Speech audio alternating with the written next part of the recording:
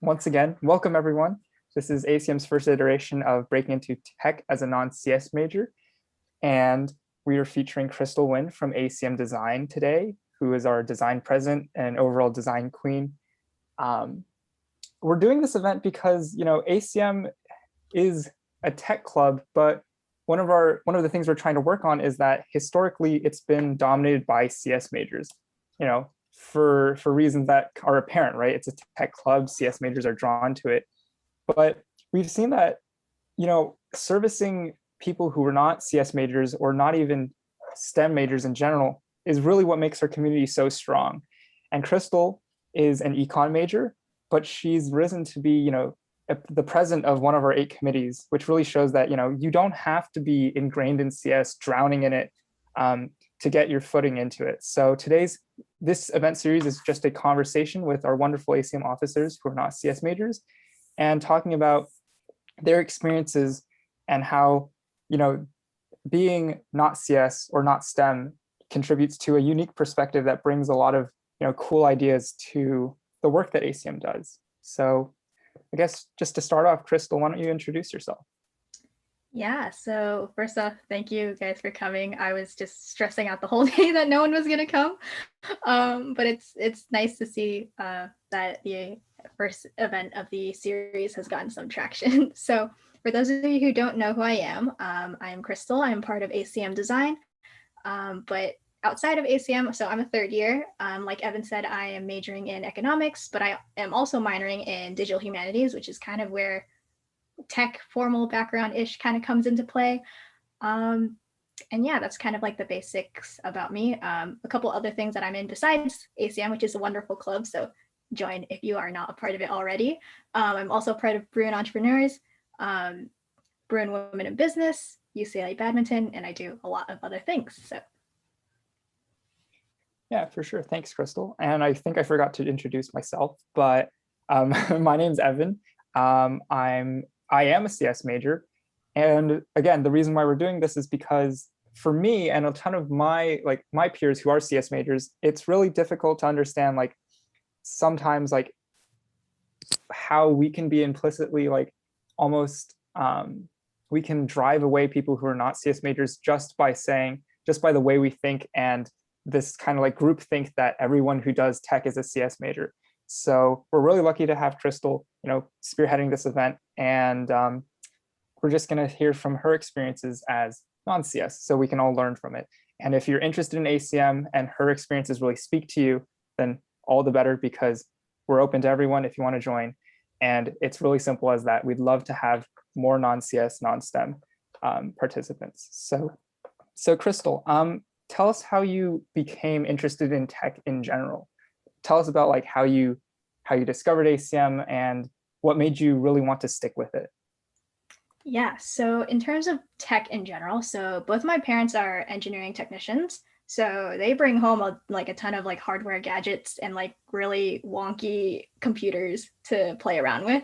Honestly, computers that you don't really see on the market. So ones where the monitor kind of jets outward and there's a base that goes inward, so it kind of looks like this, and then this part's the monitor. There's one that's that. There's my dad always builds tiny computers that way, and my sister and I would always go to their workplaces when there's no one to babysit, and so we're just at their offices just hanging out and playing around, surrounded by all these hardware stuff. And so I got a lot of exposure that way, and I remember telling myself and just seeing my parents who stare at a computer screen all day. I'm like, man, when I grow up, I'm not gonna have a job where I stare in front of a computer all day. That doesn't seem fun. It seems tiring. And then, well, guess what? That's exactly what I'm going for.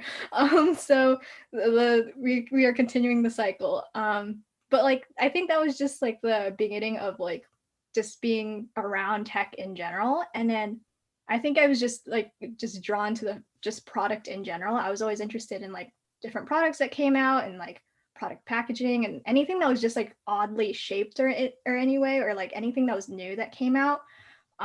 With something whether that be a weird water bottle for just regular product, or just any tech product that comes out. I just remember seeing just we're in the generation where we just see Apple just come out with a bunch of products, so we've been in that whole lineage and their whole story, and then we've seen the rise of a bunch of other softwares and platforms, and it's been really cool to see. And so I think that really stuck with me, and the fact that I was also interested in business. So like I was one of those weird kids when I was like 13 where I already knew like, okay, tech and business, that's kind of where my interests are, and kind of like taking the time from there to kind of explore the different avenues, like where I could explore both of those intersections. So when I came to college, I was like, okay, what are some organizations that I can be a part of that kind of, like allow me to explore both fields, either separately or at the same time. So first thing was like Bruin Women Business had a tech committee, and I was like, perfect, that's calling my name. Bruin Entrepreneurs also had like a tech, kind of like a tech realm. They have a tech team, but it's a bit more technical, but I was still interested. And they also talk a lot about like tech news and product news. So I was interested in that as well. And then ACM came around. So I heard about ACM, and as I was like looking through and scrolling through a bunch of clubs to like join, and I was like writing all these down and being like, oh, here's a list of like potential clubs to check out and reach out to and like go and see. And ACM was on there. And actually one of the committees that I tried to explore earlier on was ACMW. And I remember going to an event, and I was just kind of there, and I was like, I'm really confused. I don't know what this event is, and I'm kind of just here. And then I think that was my only interaction with ACM my first year. And so I just went to an event, didn't know what I was doing. There was free pizza, so I got food. But after that, I kind of just like lost interest in ACM, and mainly because I didn't know what I was doing, and it's like the structure, even as someone new who's in ACM, it's very complicated. Even if it's like it's very open, but there's a lot, and so I just didn't know what I was doing. And then second year comes around, and I was interested at the time. I was interested in technology consulting, as I was looking for those jobs that fit both tech and business. So one of the professionals at a networking event was like, "Oh, take CS classes, join CS clubs." And then I think that week, luckily, that's when intern applications came out. And so I was like, you know what? Might as well just apply. I think I'll just listen to what that person told me and just apply and see if I can get in. And luckily I did. So I applied for both hack and design, with hack being my main, like my first choice, because I was like, oh, they're beginner friendly. Not like all the committees are beginner friendly, but they stress being beginner friendly. So I was like, okay, that sounds like right up my alley. And then design was kind of an afterthought. I was like, oh, none of the other committees really sparked my interest, and I'll just throw design. It kind of seems cool, so I will write that down. And then did not get hack, but moved forward for design. And I'm like, all right, you know what? I'll take whatever. And then here I am. I've stuck with ACM design ever since. And I think I did because one, like everyone really stressed in design to like help you grow. And it was everyone like, I remember going to Isra's apartment, and she asked me, she was like, oh, how much experience do you have with Figma? And I was like, is this a trick question where if I say none, you're gonna kick me out, or it's gonna look bad that I don't have experience? Is that how this? Because like I've been on the side of like business club recruitments, and it kind of looks bad if you say that. So I was like, no, no, like what's gonna happen? But and then surprisingly, she's like, perfect. That's exactly what we're looking for. And then I remember like just learning Figma, and also like I think Tomoki and Hockey teaching the basics of like web development, and then Muthu, who's VP with me, and as well as a previous member, Jessica. We were all struggling with learning all that training series, but everyone's like really willing to help you. And I think just sticking with people like that who are willing to put in like the time and effort to teach you and be patient with you was what, like pushed me to stay this long. Yeah, for sure. I mean, definitely one of the things that I've noticed is that the hardest part is the first step, right? And for you in particular, like you came in, let's talk about like the experience, the previous technical experience you had coming into ACM, and whether that affected your like perception of whether you belonged in ACM, and whether if somebody's coming in perhaps as not a CS major, they haven't been coding since they were 5, like some kids come into college, right? How should that affect their perception of, whether they can find a space in the tech community in general at UCLA? Yeah, I think in general, like when you come to college, you hear about like even outside of the CS realm, even in like business realms and like other realms, you hear about people who've been doing what they're doing for a long time, and it's really intimidating. Like people had like their resumes down, like when they came in freshman year, and I had a resume. Was it good? No, like obviously not. But like there were people around me who were just super prepared. And then in terms of tech, I've heard stories where like people come into like CS31, which is the first class that you take at, or one of the first classes that you take at UCLA, and it's really intimidating for people who've never taken like APCS before or any type of outside coding class, and you're surrounded by people who are just talking about like, oh yeah, I've built like 10 websites in high school and middle school just for fun, or I've coded this program, or I've done this and this. And it's really intimidating. And I totally understand that. In terms of like my personal technical experience, my high school did not have APCS. Like there was like a bunch of drama with that in my school where we almost had it, and then I was signing up for it and it just never happened. So never learned how to code. I think the only technical experience was with Autodesk Inventor CAD, and that's like a very niche like program, mostly for like mechanical engineers or like very, I don't know, engineering engineers, not really CS. And it's not really something that I felt that I could plug as like a technical experience. Like, yeah, I had this, but what was I going to use it for in like a CS realm? Um, but yeah, that was like literally it. I just had like your basic like Excel, PowerPoint skills, barely Photoshop, yeah, but that's not like CS. So like nothing like super technical. And then I can understand like why like you come to ACM and you see like a bunch of CS people, and then you're hit with that feeling like I've done nothing in CS. Like, can I fit in this environment? So I like totally understood that, and I think it's just the perception that comes with ACM and just the CS community at UCLA and in general, where like you come in and everyone expects you to know everything, even if you don't. It's like that meme where it's like you're applying for a job and they're like, oh, we're looking for entry level people, but we expect you to have like 10 years of experience, right? And it's kind of like this back end, like, or backwards thinking, and ACM's really not like that. And I think as long as we are able to portray that like through the series and just everywhere that we go, I think it will help people like feel a bit more welcome and feel a bit more like feel less intimidated and feel like they can join. So I hope that's the case. But like in terms of like my experience, like nothing. There was nothing that I could offer to ACM really, except for like an outside perspective coming in. Hmm. Yeah, that's super interesting to hear, because I'm sure even CS majors feel a little bit of the, oh, I've done nothing, but it's compounded. It's only compounded if you're a non-CS major and you come in and you want to get your start in ACM. I'm curious, as a follow-up, is there something that somebody said to you or a message that you got from the community that, like, when you were first trying to join in, that really solidified, hey, I can do this, or hey, it's okay to have not that much experience? I know you talked about how you that experience you had with Isra, who was a previous design president, about how she was totally like okay with you saying, no, I don't have experience, and she actually encouraged the fact that, hey, you're here to learn, and that's okay. Did you have like similar experiences to that, or could you elaborate on that? In terms of other experiences, I don't think so, or I can't remember any that were like, I feel like a lot of the times with clubs when they're like, oh, we're beginner friendly, right? It's a lot of the times it's like this invisible screen that they say just to attract people to come to like events and recruiting and to apply.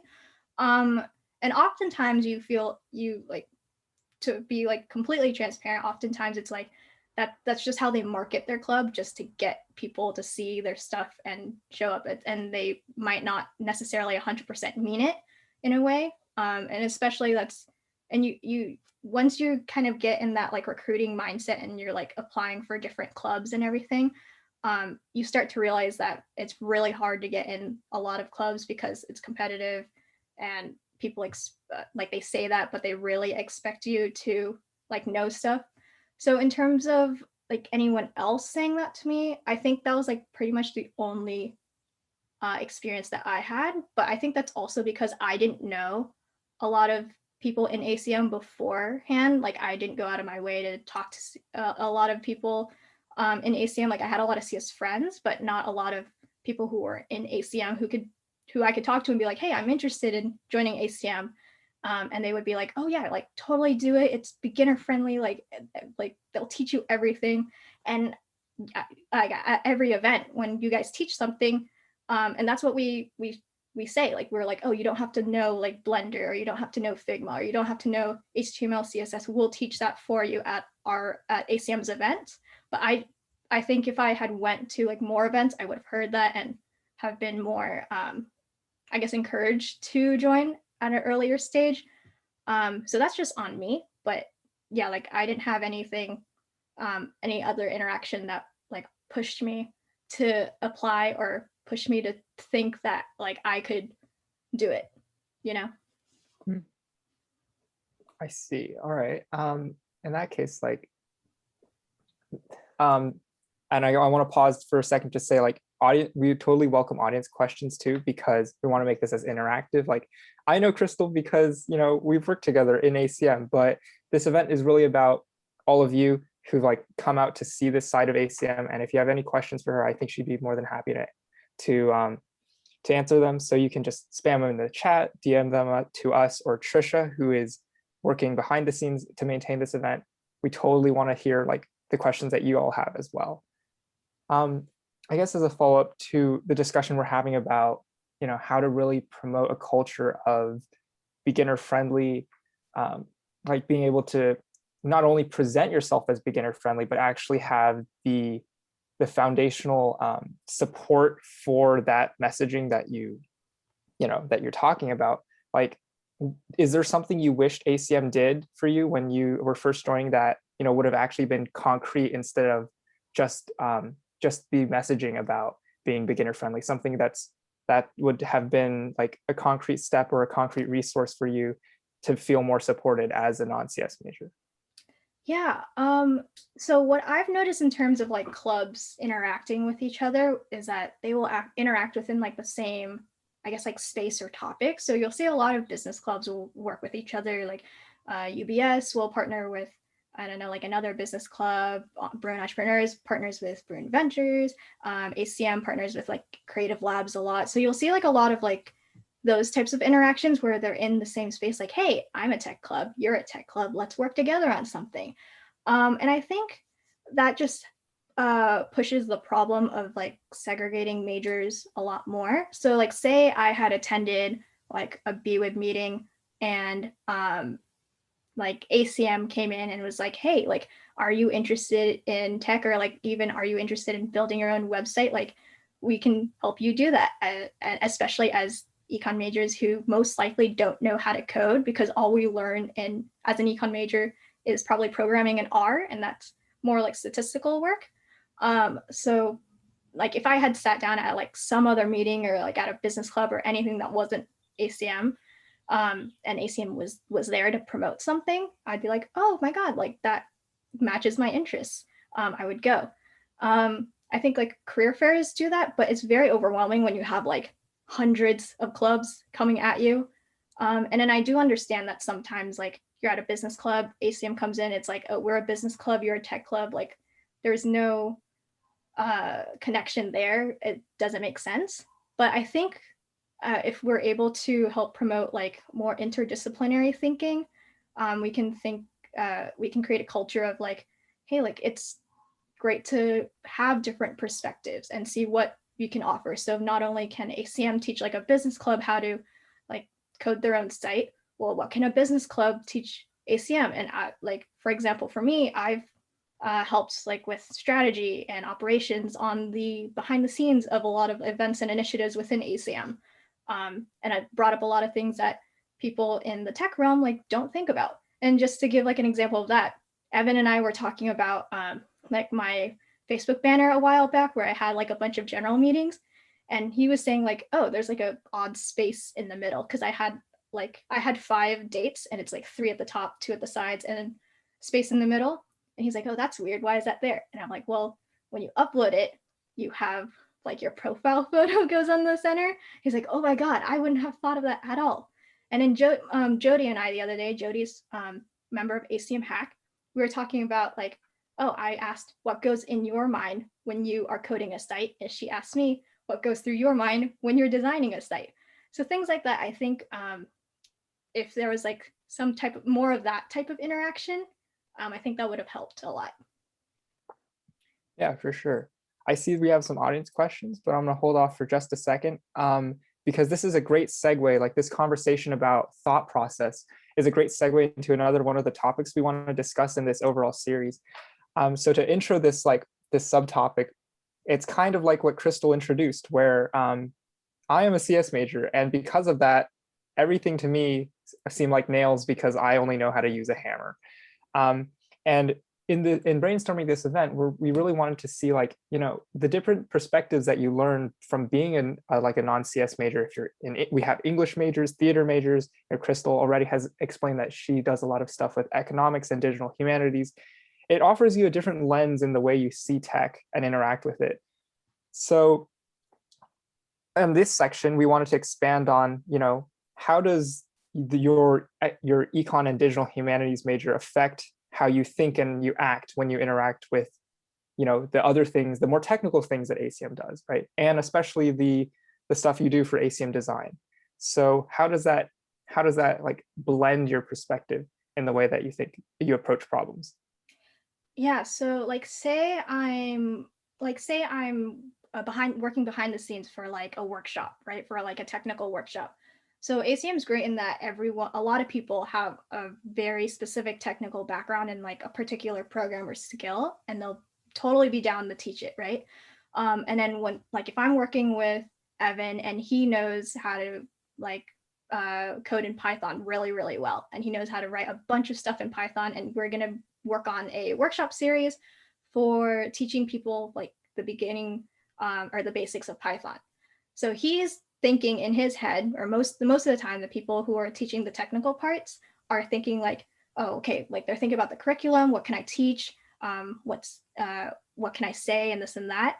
And then usually when like we are talking about the logistics of the event, I'm like, okay, well, is this at a pace where people can understand? If like I come in with absolutely zero knowledge about Python, I don't even know like if I have to download anything or like open any files, what's a repository, how do I use GitHub, or how do I have like a set like folder directory to host my code? Like if I have no idea what any of that is, like how do I start from like chapter 0? And Chinmaya is in the audience and he talks about like helping people like start their chapter 0, and I like to call it to kind of follow up on that is like helping people set up their prologue to chapter 0 and kind of understanding like what it takes before they can start coding.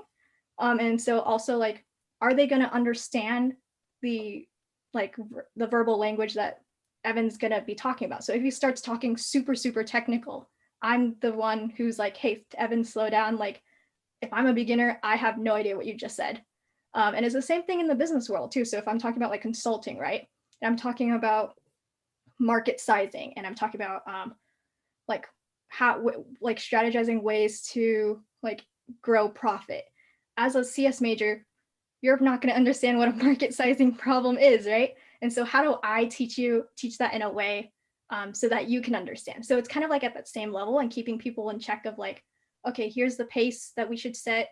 Here's like the language we should set, and kind of keeping the overall picture and the audience and the users in mind.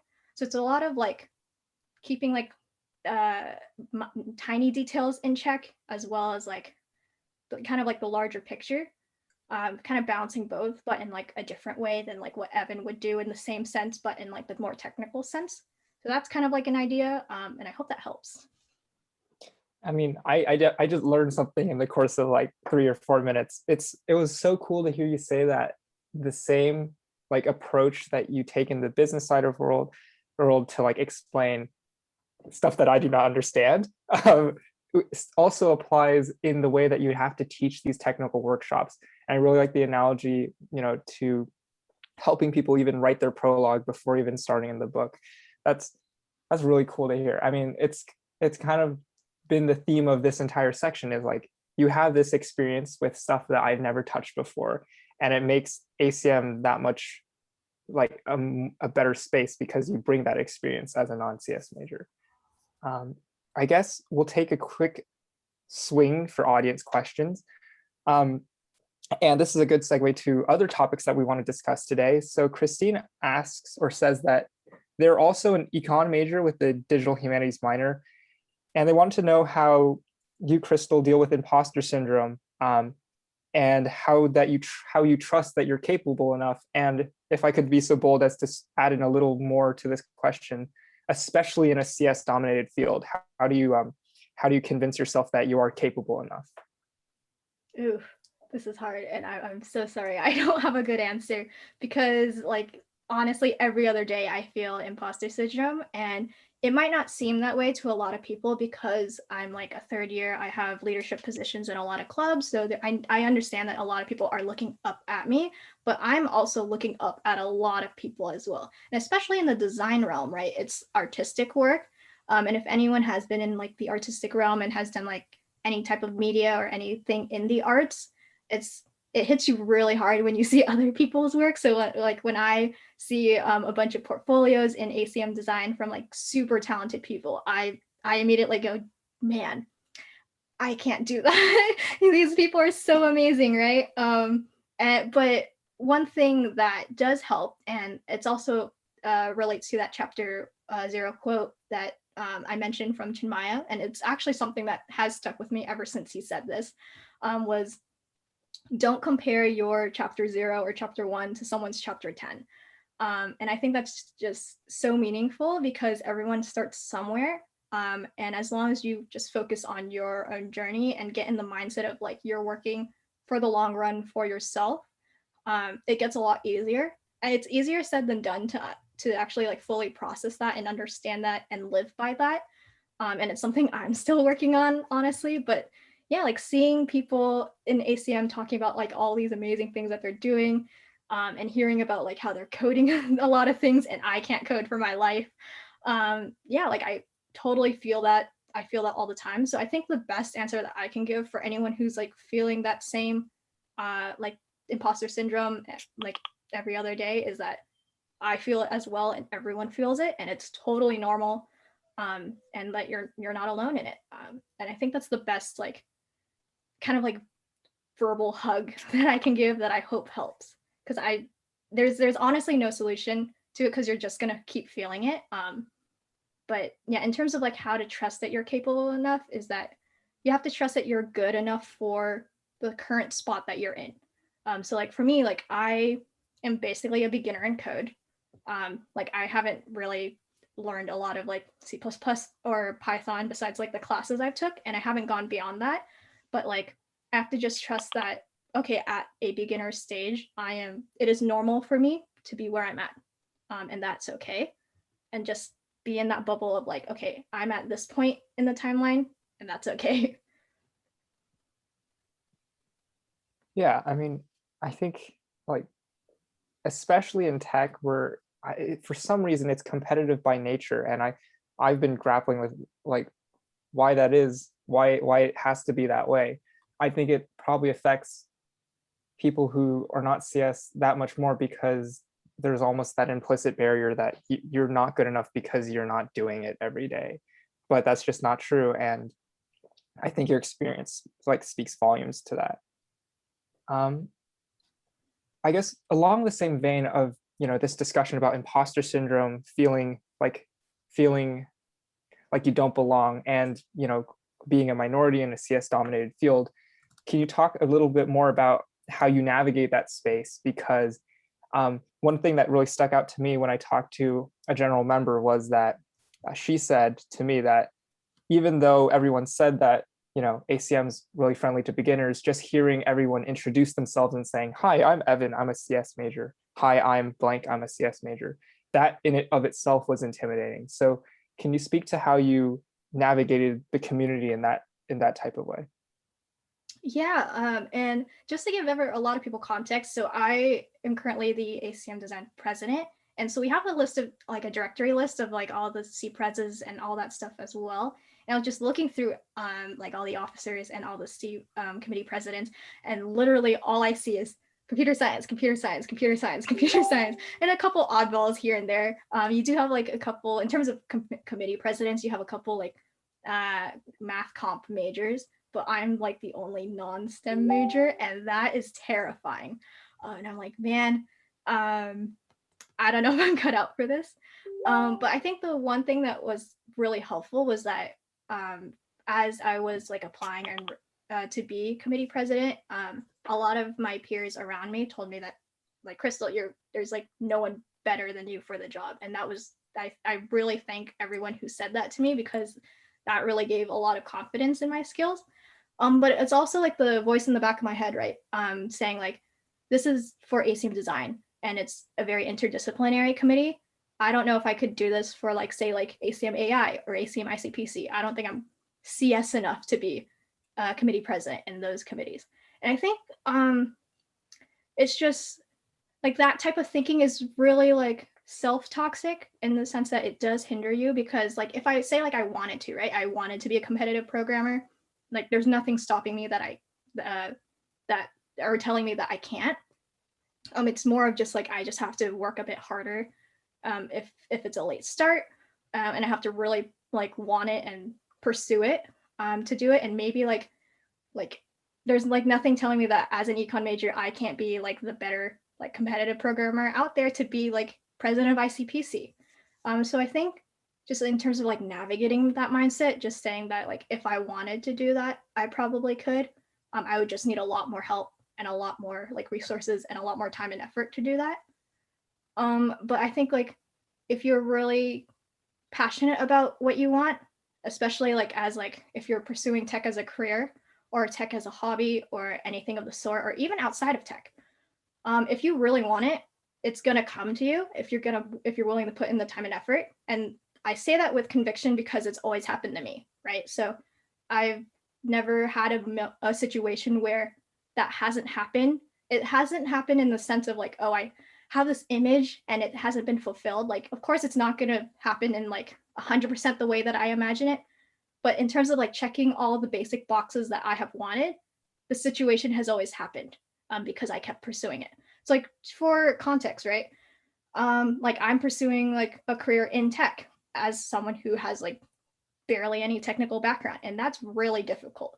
And as someone who's like looking into like data science, tech consulting, PM, IT analysts, or anything of the sort, everyone's going to tell you that you can do it. I don't think anyone's going to tell you how to start doing it. And I think that's the key there, or like help you get there. But everyone's going to tell you it can happen, but you're like, oh yeah, I know I can, but like how do I get there, right? And then just understanding that like, oh, like if I wanted to work at like Google, right? If that's my dream, I might not get there, but but just taking a step back from my dream, like say like I want to be a PM, and like dream is PM at Google. I might be a PM elsewhere. Like say like it happens to be like I get an offer from like Microsoft or something. It's not Google, but I'm still PMing at a top company. And like if those are my check marks, it's gonna happen. And for me, it's personally like I'm lucky enough that it has always happened. So that's kind of how I navigate like that situation. Is I tell myself it's happened before, and if I just keep like bulldozing my way forward, asking for help, putting in the time, all that stuff, it will happen. And if anyone is like, oh, Crystal, like, can you elaborate on like how I can get started, or like what to do or where to look for? Feel free to hit me up afterwards, because I would love to go into that tangent, but obviously I don't think we'll have enough time, but I can always help out with that as well, and everyone else in ACM too. Man, that was kind of the dose of inspiration I needed today, because I mean, I feel like you have to be doubly like hell-bent on getting where you are, just to like navigate the field where it seems like everyone else is just cruising by because they're CS and they do it every day for their classes and everything else. I guess for our last section, we're going to take a step back and look at the broader picture. And Crystal, you did highlight upon this a little bit in your last response. What are you looking to do as a career? I mean, in the chat, I've seen that Jamil asks, is tech consulting still your end goal? And For context in this section, we're asking this question because you have a unique experience now, because you've dabbled in all of these things, Bruin entrepreneurs, design and user experience, but also other sides of tech. So, how is working in this interdisciplinary space affecting what you want to do in the future and your overall career aspiration? Yeah, so to answer the audience question, so yes, tech consulting is still one of the avenues that I want to pursue. The unfortunate thing is that I have to navigate is that the company or the firm that I would love to work for has changed their recruiting processes. So tech consulting is now pushed to be a more technical role for people with formal technical backgrounds. And so that's a hurdle that I have to face because I'm not a CS major. I don't have formal technical background at all. And I have to like navigate that and kind of see like if I want to pursue this, how can I? So that's a challenge in itself because it changed. It literally changed the year I started recruiting for it, and it's very frustrating. But because like you in your head you're like, oh my god, this is perfect for me, right? And that's kind of like also going back to that image that I talked about, where it's like, oh, you have like this perfect image of where you want to go. So maybe in the future, should I continue to pursue it? It might happen. Maybe not at the firm that I have hoped for, maybe at a different place, or maybe I'll be doing a similar role but with a different title. And so like, oh yeah, like that kind of perfectly segues into like the current internship that I was lucky enough to get. So I was lucky enough to work at an investment bank as an IT analyst, and it's kind of like the same type of work where it's like, okay, strategy talking about strategy within like tech products and financial products, or like financial products in a technical sense. So it's kind of like, it's very similar, not quite the same, still checks all my boxes. So I'm like, oh, okay, well, it's not the firm or the role that I had originally like was going for, but it's very similar, right? So I'm very lucky enough to have that. Like future plans, I have been looking more into product management. I've had a lot of friends who are like, Crystal, you would be perfect for this. And I checked it out and I'm like, oh, it looks pretty cool. So I'll have to just read up on how to recruit for that as well and get a lot of help that way. But yeah, pretty much anything that has like a technical and business like side to it is something that I'm interested in. I'm still like exploring different fields because it is quite a niche area. So there's a bunch of other roles and a bunch of other firms that I have not heard about that I want to explore and trying to keep my options open, So that's currently the career aspirations for me. But in terms of like navigating or like dabbling into different fields and having an interdisciplinary mindset, I think it helps when you have a solid enough understanding to talk about it. So like I haven't done a lot of like UX or UI work or design work before I was recruiting. But I did understand like the basics of like what UX design is, what the difference between UX and UI was. So like having enough of an understanding to talk about it, I think is important. And even if you don't, even if you aren't confident in it, you just have to sound like it. I've heard that is a trick for all the business books and the recruitment cycles everywhere. Just got to sound the part. And also like I've dabbled in C++ and Python for my other classes, so I can understand like the basic code and pseudocode and read all that and kind of like understand what works. I can't understand anything complicated, but I understand the basics of it and I'm able to talk about it, right? So if I go into like a more technical role, they would obviously have to probably like train me more. But if I'm willing to put in the effort and communicate with like recruiters that I'm willing to do that, I think that's a solid start right there. Yeah, I mean, throughout all of those descriptions you gave, like what spoke to me most was how much everything hits on the theme of flexibility, right? I suppose as a CS major, what I'm taught most often is you have to be pointy and you have to go really deep into like one thing. Like you need to be the best at some obscure thing, right?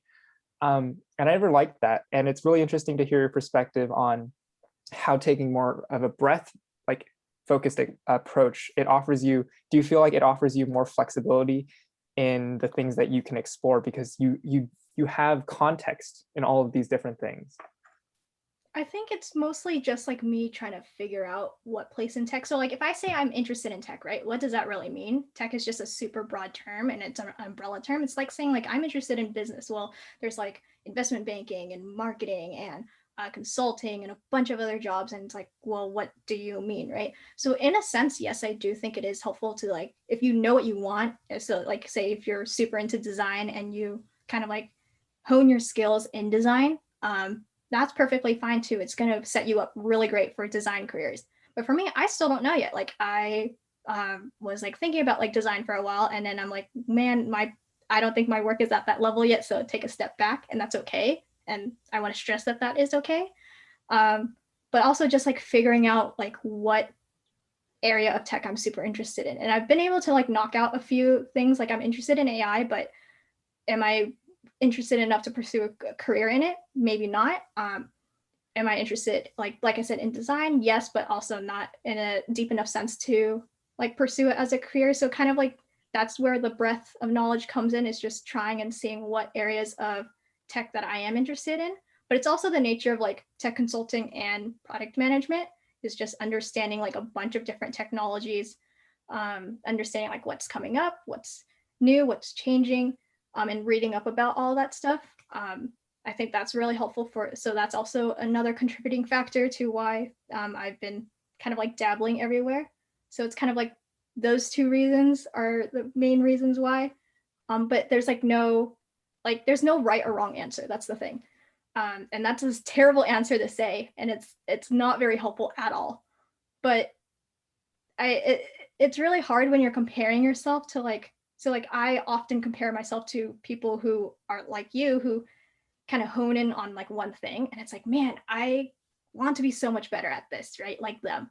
But then you have to understand like the circumstances, right? They've like someone else has been honing their design skills for a while now, and I have not. I've been doing other things as well. So while they have like a very set skill in design, I have like these other things that they might not have, and kind of understanding that to make yourself feel better. And like, but like it's necessary to kind of navigate your way through like that understanding and that like comparison. So I hope that helps. I kind of went on a tangent, but yeah. No, I think it definitely makes a lot of sense that you should always put your like, you should always contextualize all of these comparisons that your mind just wants to make, because we're human.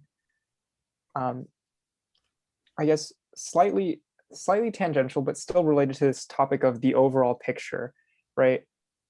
What is advice that you would give to somebody who, wants to break into tech or join ACM, but perhaps, doesn't come from a tech background, has not been doing it since they were 5, or maybe even, isn't a CS major and didn't come in expecting to do tech at UCLA? Yeah.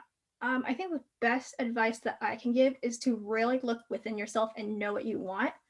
And it's okay, like if you don't know what you want, but if as long as you know that, like for me, I don't know what I want in tech. I know that, but I know that I'm interested and I'm willing to learn a bunch of things.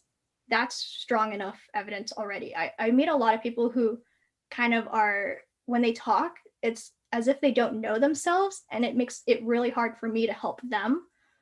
So being like, oh, I'm super interested in like XYZ, and I would point them to a bunch of resources. Or like if you're just interested in tech overall, then my advice would be like, pick up on a lot of things, read up about tech. Like it's a lot of things are free to everyone. If you just like read up like tech news or tech newsletters, that's a great start right there. So but like you have to understand what you are aiming for and what you want. You can't just be like mindlessly like doing things just to do it. And I was in that space like not too long ago. I was in that mindset of like, why am I doing this? Because like, or like why am I applying for these things or going for these things if I don't truly want them? So like fully understanding what you want, fully understanding what you are going for, and like what's your long-term goal. And you don't have to think about like what you want to be in 5 years, right? I don't even know. And whenever I panic, whenever recruiters ask me that, because I'm like, I just know I want to go to grad school by that time, but I don't know anything after that.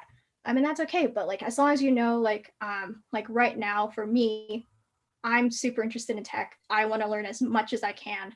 Um, Tech consulting PM is what I'm interested in currently. I'm gonna go for that and read up about like recruiting and contact cold calling a lot of people to hear about their experiences in those fields. So like things like that. There's like little things that you can start to do to build like your knowledge base and fully support like what you want. But you have to know.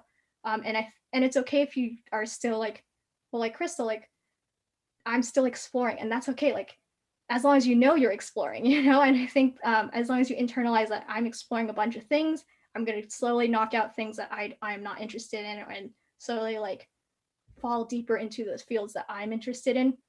That's a great start right there too. Yeah, that's fantastic. So we have a question in the chat, but we're actually going to move towards more generalized audience questions. So we've got like 10 minutes left. Feel free to like unmute and just ask your question directly. Like Crystal has been so generous with her time and sharing her experiences. I'm sure she'd be more than happy to ask about questions. And we have one. Actually, go ahead, like Janet, if you want to ask it yourself, or I could do it, or Crystal could read it off, however you would like. Yeah, we're just gonna ask like how can I get more involved with ACM, or like when are the internship applications like released? Yeah, so ACM overall has a bunch of events throughout the year that you can attend. You don't have to be a member at all. You can just like attend as you wish. They're open to the public to be more involved with ACM. So we have like internship recruitments. I think they're going to rename that or it's in the process, but like basically we recruit for each committee in the fall. And you take on a couple people who apply and kind of they help out with either, it depends on each committee. So for design specifically, it's like working with graphic design, UX UI design, 3D design, anything of that sort. You'll be helping like design like either Zoom backgrounds like the one that Evan is sporting, or like the event banners. We do that for graphic design. We work with like a bunch of websites and design that. So that's something that you would do. And then I think in the spring is also officer applications as well. So there's kind of like 2 rounds of applications if you want to join. But say like you don't get a position, you're still more than welcome to be heavily involved in ACM by just either like say like you have an idea and you want to talk with Evan about like doing something new. Totally open to that. It's very flexible. You can just attend events, talk with people. There's like so many ways to get involved. So it's pretty much like how involved do you want to be? And what you want to do in ACM. So we support all those, everything that you want, essentially. Oh yeah, and Matt posted some links in chat, so hope that helps as well. I think Chinmaya also had another. Yeah, we can loop back around to that one. Yes. But yeah, Janet, if anything's unclear, just please let me know. And then Chinmaya, okay. Chinmaya, if you're still here, you can feel free to ask your question. I mean, sure, I don't mind asking it. Can you hear me, by the way? Yes. Okay, so I believe my question was, this is something that I'm actually also not exactly a CS major. I'm cog sci, so it's not CS, but like CS somewhat adjacent. But like, I guess my main thing would be like for non-CS majors, how much do you think the split of effort should be between focusing on extracurriculars or like clubs versus networking in the tech space? Because I know how much more important networking becomes when you don't have that like CS major foothold in terms of like the programmer skills or like the certain like events or like contacts that the CS department might be able to expose you to that you wouldn't really have otherwise. So how would you suggest that people split their effort in terms of like maybe percentage or like time, however you want to phrase it? Ooh, yeah, that's hard. I just want to like first put off that you don't have to do it all. And I have tried to do that many a times and I still do. And it's very tiring and it's very exhausting. So like, it's okay if you split it differently. And it's hard for me to recommend like, oh, you should split your time like 33% for like recruiting, 33% for clubs, 33% for classes. It's hard for me to say because people have different priorities. So if your priority is landing a job and securing an internship early, or understanding what fields are out there or what it's like to work at certain companies, and this and that, and what roles there are that are offered in the tech space that you can apply to as someone who's non-CS, then yeah, sure, dedicate a lot of your time to cold calling and cold emailing and reaching out to a bunch of people to schedule like 15-minute coffee chat calls and talk with a lot of people. That's what I did my sophomore year, was I just reached out to a lot of people in the consulting realm, to be like, oh, like, how can I get in, like, how can I be you, essentially. But so yeah, so that was my priority, like early on sophomore year. So if that's the same idea for you, feel free to put a lot more time to that. And then for like this year, my third year, I started focusing a lot more on gaining technical experience, because that's what I was told. They're like, hey, like you should take classes and this and that. So like latter half of my second year and still into my third year, I spent a lot of more times in, I split a lot of my time into extracurriculars and clubs to learn more stuff and learn from the people around me. So it depends on what you want. And as long as you know, oh my God, Matt, how can I be Crystal? No, how can I be all of you, honestly, because there's talented people in the audience. But same idea, like just know what you want and what stage that you're at, which helps. And also, I guess like in terms of recruiting, right? If you're, say like your recruiting cycle starts in fall, you might want to start emphasizing recruitment then, or maybe beforehand, because professionals get a lot of calls around then. So if you want a meaningful conversation, do that as well. Or like either like call them like at an earlier time or off season, something like that. But again, it just depends on you.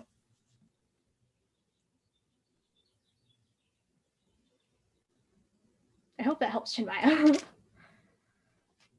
No, it does. It definitely helps, especially when it comes to like suggesting that make sure you align what your priorities are first, so you're not like grading based on. Yeah. Yeah, it's really hard when the most that I can say is it depends on you, because that's what a lot of professionals will say and other people will say, and it's not very helpful at all. So which is why I'm like, the best advice that I could give is understanding what you want and then moving on from there. And that's how I can best help you or like other people.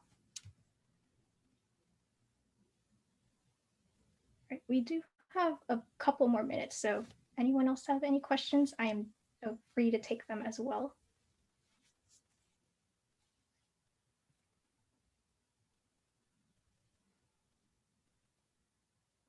How did I narrow things down from dabbling everywhere?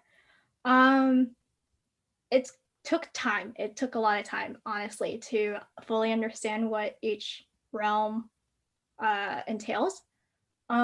So I think just first off, understand that it's not a short process. It's going to take a lot of time. For me, it took me like a year and a half to fully figure it out. And I still have not fully figured it out. You can hear from my other responses that I'm now exploring another realm of product management. So it's going to take a lot of time. But I think the deeper you go into each realm, you're going to understand, or you're going to discover things that might turn you away from that career, whether it's like, oh, it travels, like you have to travel a lot and maybe that's not for you. Or like within tech, it's a bit hard because different roles have different, I guess, like constraints and requirements. But like say for financial services, right? Financial services is a very like stressful job for a lot of people. And so maybe you want something a bit more flexible, or like the culture, that's another thing. Surrounding yourself with people who are aiming for that same job also helps kind of bring out that culture vibe. So just like for reference, like I didn't narrow down in terms of narrowing down like for clubs. My first year I went to like every single general meeting, first event or first whatever that each club had. And that was really tiring. I spent like 2 weeks just going to a bunch of different events. But it really helped me narrow down in the sense that, oh, I might be interested in this topic, but maybe like the vibe and just the community. Not that there was anything wrong with that community, but maybe it didn't match well with me, or maybe I didn't see myself there. So kind of just taking the time to kind of explore a bit, and then to, like, talking with people helps as well. Like, talk to a lot of people, surround yourself with those people. And then I think you'll be able to narrow it down from there. Like, obviously you won't be able to like fully immerse yourself if you're continuing to dabble in everything, but you'll get a good enough feeling, especially being in like say like one event might tell you a lot, or talking with a bunch of people. If you have a friend who's like super into UI UX design and what like they're telling you sounds amazing, that might also be impactful for you as well. So moral of the story, long answer short, would be talk to a lot of people, attend a lot of events, and explore as much as you can, and you'll kind of like discover what works for you that way. I hope that helps. Yeah, man. I'm fired up, and I think that's a great note to end on. So we are at the top of our hour, which is the amount of time that we've booked, but I personally want to give Crystal a huge thank you, and everyone in the audience, if you could give her a round of applause too. It's super stressful to share all these vulnerable experiences, and it's a conversation that needs to be had, and we're very lucky that Crystal is starting it and willing to participate. So everyone, virtual round of applause for Crystal. Thank you. And if anyone wants to hit me up afterwards, I can also drop my LinkedIn and all that stuff afterwards as well. Let me do that really quick. There we go. So yeah, if you have any other questions, I would love to help everything and everyone find their place in tech, because tech is for everyone. And I will do my best to help you.